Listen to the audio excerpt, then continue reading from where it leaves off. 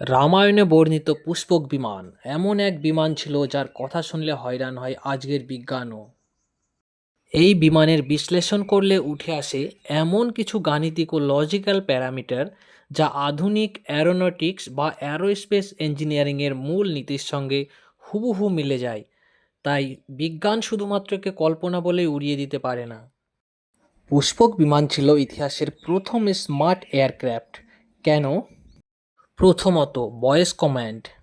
শাস্ত্রে বলা আছে এই বিমান চালকের কথা শুনতো, আজকের দিনে যাকে আমরা ভয়েস রিকগনিশন সিস্টেম বলি।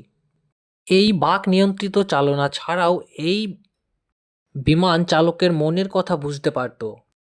তাহলে কি যেমন এলন মাস্ক এর নিউরোলিঙ্ক নীতি মানুষের মস্তিষ্ক ও যন্ত্রকে জুড়ে দিতে চাইছে, তো পুষ্পক বিমান কি তেমনই কোনো প্রযুক্তি ছিল? দ্বিতীয়ত, শেপ শিফটিং টেকনোলজি। এই বিমানের অদ্ভুত এক ক্ষমতা ছিল, যাত্রী সংখ্যা অনুসারে এটি নিজের আকার বাড়াতে বা কমাতে পারত। আধুনিক বিজ্ঞানে একে বলা হয় মডুলার ডিজাইন বা ভ্যারিয়েবল জিওমেট্রি, যা বর্তমানে কিছু উন্নত যুদ্ধবিমানে দেখা যায়। তৃতীয়ত, প্রোপোলেশন বা অ্যান্টিগ্র্যাভিটি।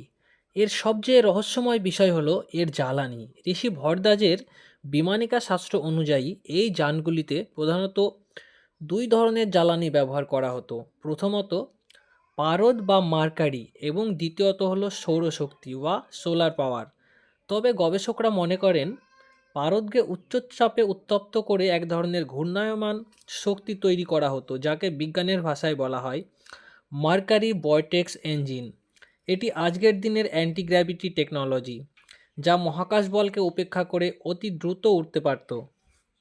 গতিবেগ ও ভৌগোলিক ক্যালকুলেশন। এবার আসা যাক লজিক্যাল হিসাবে।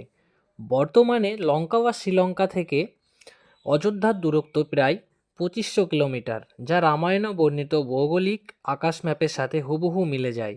রামায়ণে বলা হয়েছে রামচন্দ্র পঞ্চমী তিথিতেই অযোধ্যা পৌঁছান। যদি বিরতিসহ এই যাত্রা 10 ঘন্টায় সম্পন্ন হয়, তবে পুষ্পক বিমানের গতি ছিল ঘন্টায় 250 বা 300 কিলোমিটার। কিন্তু যুদ্ধের ক্লান্তি কাটিয়ে যখন বিরতির সময়কে বাদ দিয়ে যদি ধরা হয়, তিনি কয়েক ঘন্টায় মাত্র যাত্রা সম্পূর্ণ করেছিলেন।